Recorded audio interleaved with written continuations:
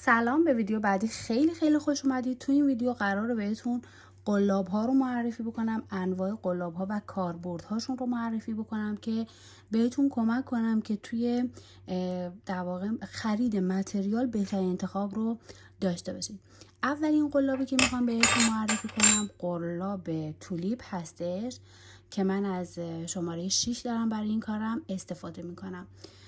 دستش خیلی نرمه و توی بافت اصلا مچ دست شما رو اذیت نمی‌کنه و بهترین انتخاب برای بافنده ها مارک تولیپ خواهد بود که شماره‌های متفاوتی داره. شما میتونید از شماره‌های مختلفش استفاده بکنید.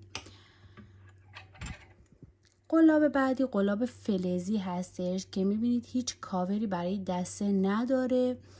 ممکنه که توی بافت زیاد در واقع اینجای دست شما مچ دست شما رو اذیت بکنه، ولی باز قلاب خوبیه، ارزونتر نسبت به تولیپ خب گرونتر هستش و کیفیت خیلی بهتری داره، ولی خب حالا این نسبت به اون ارزونتره.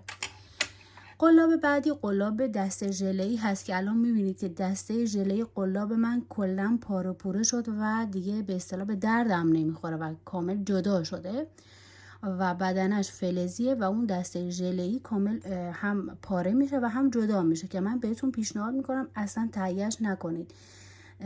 قلاب ژله‌ای نسبت به قلاب فلزی خیلی گرونتر هستش، ولی عملاً شما بعد از این مدت کار باش تبدیل میشه به همون فلزی. اگر واقعا نمیخواید زیاد هزینه کنید برای قلاب تولیپ، همون فلزیه رو بگیرید که خیلی راحت‌تر و بهتر هست، چون ژله‌ای هم بعد از مدتی کامل دستش جدا میشه، پوسیده میشه و پاره میشه.